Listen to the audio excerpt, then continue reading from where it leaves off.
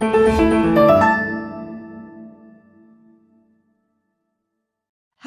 everyone. Welcome back to our extra skills lesson. My name is Anne, a lecturer at Van Lang University. In today's lesson, we'll discuss a technique that is very helpful for all 4 skills when doing the IALTS test. At the end of this video, you will be able to recognize different paraphrasing techniques and apply these strategies in the practice exercises. For the content, I will start the lesson with some basic information about paraphrasing. Then, we'll learn how to paraphrase using different techniques. And finally, we'll apply these techniques in practice exercises. First, we'll learn some basic information about paraphrasing. Paraphrasing means rewriting a phrase or sentence so that it has the same meaning but with different words and sentence structures. This is an important technique used in all 4 skills in the IELTS test. For example, in the reading or listening test, the questions will always be paraphrased. As you can see on the screen, in the reading passage, the sentence, "Tea was being imported to Europe," is paraphrased as, "Tea was taken to Europe," in the question.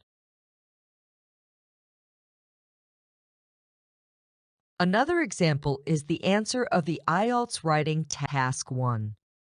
As you can see on the screen, the underlined words and phrases in the answer have the same meanings with those in the question prompt. It's called paraphrased.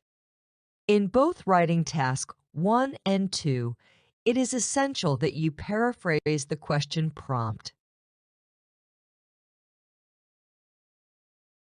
In IELTS speaking, paraphrasing technique is required for band 6 and above.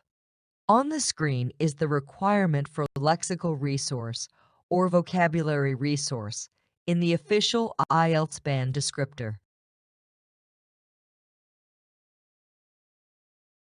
So now let's move to strategies, or how to paraphrase successfully.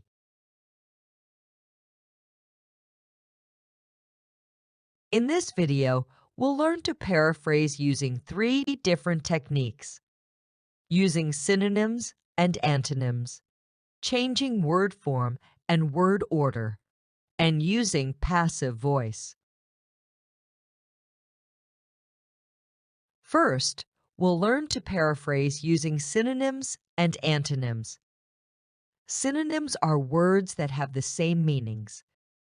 Now, pause the video for 3 minutes.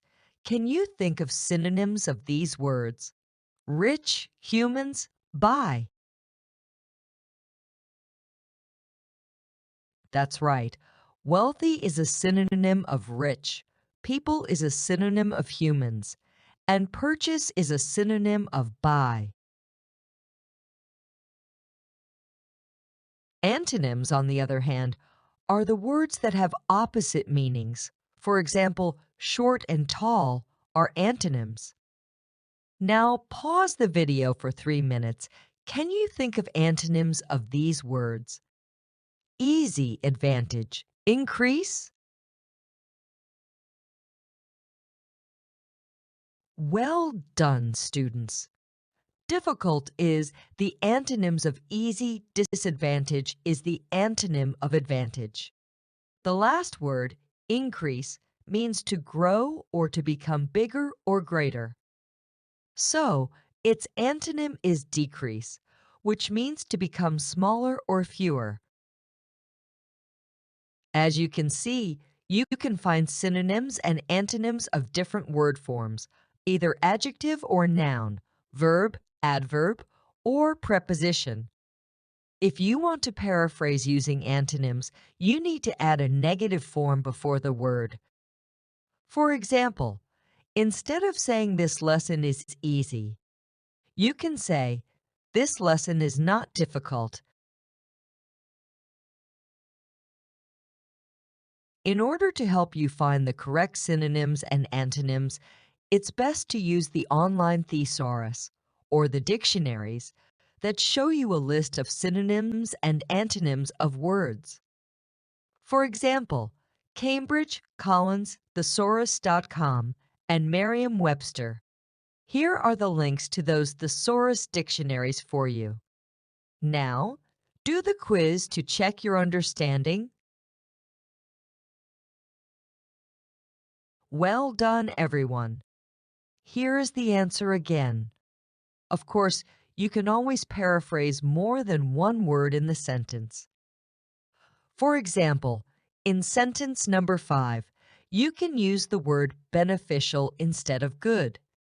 Or in sentence number 6, you can replace the word strategy with plan and the word game with match. So, we've just learned how to paraphrase using synonyms and antonyms. Now, let's move to the second paraphrasing technique, changing the word forms and word order. There are many different forms of words, including nouns, verbs, adjectives, and adverbs. Changing the form of a word allows us to paraphrase effectively.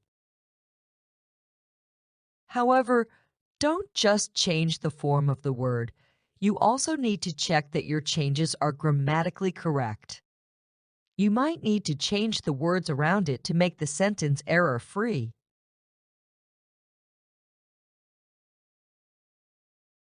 Again, it's important that you check the sentence carefully when you change the form of the word and make sure that your sentence is correct.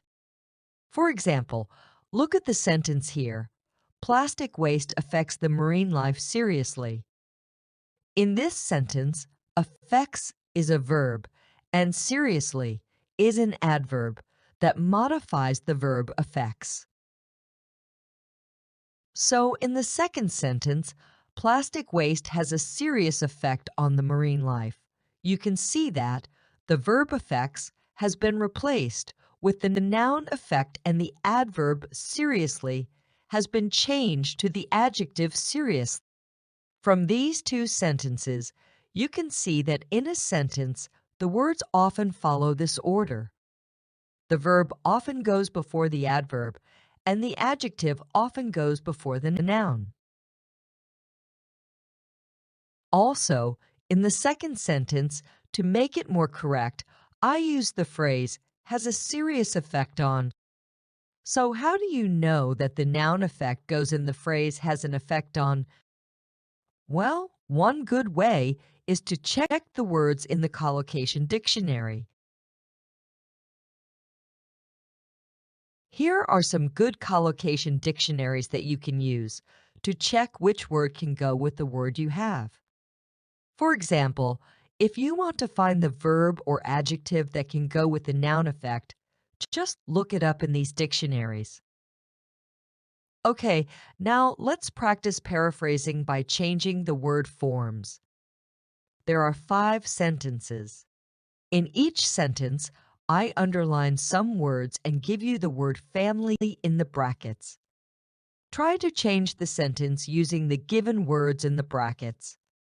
Are you ready? Pause the video for about 5 minutes and write your sentences in your notebook or on a piece of paper. Nice job! Here are your answers. Again, it's important that you use collocation dictionaries to find the words that can go with the given words. For example, in sentence number 1, smoking can harm your health. The verb harm doesn't need any preposition. But when you change the verb harm to the adjective harmful, you need to use it with to be and the preposition be harmful to. Another effective way to paraphrase is to change the sentence from active voice to passive voice, and vice versa. For more information about passive voice, watch the video above. Okay, now let's practice passive voice. Here, I give you 5 sentences in active voice. Please rewrite the sentences using the passive voice. You can pause the video for about 10 minutes for this task. Okay, here are my sample answer for you. The objects in these sentences now become the subjects, and the verbs follow the structure. Be plus past participle, or we often call them verb 3. As we've just learned 3 basic ways to paraphrase, let's apply them in the practice exercises. In this first exercise, I gave you 3 sentences and the paraphrase sentences. Choose the options that best paraphrase the given sentences. Also, try to think about the way or the technique that is used in these options. All right, have you got your answers? What's the best choice for number 1? That's right, it's option C. In sentence A, the writer tries to paraphrase the word a lot of by using its synonym full of. However, full is an adjective. That's why it needs to have to be. The correct sentence should be, she's always full of energy. In sentence B, the writer tries to paraphrase using synonyms. A lot of is replaced with much, and energy is replaced with power. In some context, energy can be a synonym of power, but in this context, they don't mean the same. She always has a lot of energy means she can do a lot of things without being tired, while she always has much power means she can control other people. Again, please be careful when you use synonyms to paraphrase. In sentence C, the writer changed the noun, energy, into the adjective, energetic, and because it's an adjective, the writer added a noun after it. She is an energetic person. But if you don't want a noun after energetic, you can also say, she is always energetic. Okay, now, how about number 2? Very good. It's option A. This sentence used synonyms of the word place and antonym of the word old-fashioned. Option B is not wrong, but it's not as good as option A because it did not change much. Option C is wrong because old and old-fashioned are not synonyms. Now, let's move to number 3. What is the best paraphrased sentence? Very good. It's option C. In this option, the writer used passive voice.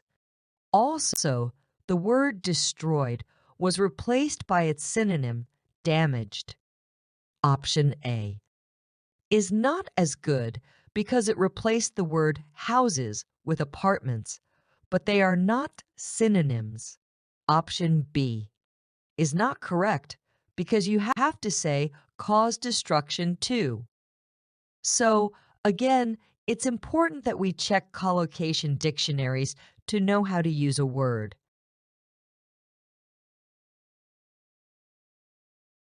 Now, let's move to the next practice task. In this task, you need to apply the techniques you have learned to paraphrase the given sentences. You can combine different techniques in one sentence. Let's do the first sentence together.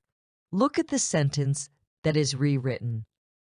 The paraphrased sentence used synonyms such as the status instead of the position over the last 20 years instead of in the past 20 years. Also, the noun shift replaces the verb change and the adjective significant replaces the adverb greatly. The word form is changed, so the sentence structure is changed as well. Now pause the video for about 10 minutes and paraphrase sentences 2 to 5. You can apply different techniques in the lesson for each sentence.